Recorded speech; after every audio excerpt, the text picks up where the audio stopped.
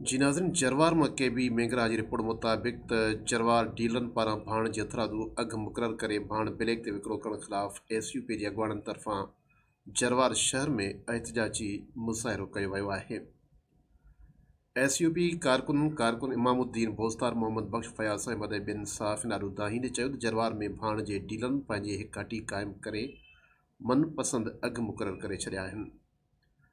जॾहिं AC मीरपुर माथिरो कुझु ॾींहं अॻु छापा हणी पैसा वठी वापसि वियो, पर डीलरनि 3700 यूरिया जी ॿोरी 4300 रुपया हथरादू अघु मुक़ररु करे छॾियो आहे।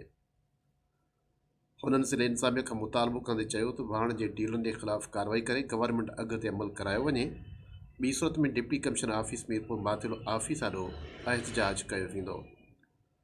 जरवार में डीलरनि पारां भाण जी हथरादू अघु मुक़ररु करे भाण ब्लैक ते विकिरो करण ख़िलाफ़ SUP जे अॻुवाणनि तरफ़ां जरवार शहर में एहतिजाजी मुज़ाहिरो कयो वियो।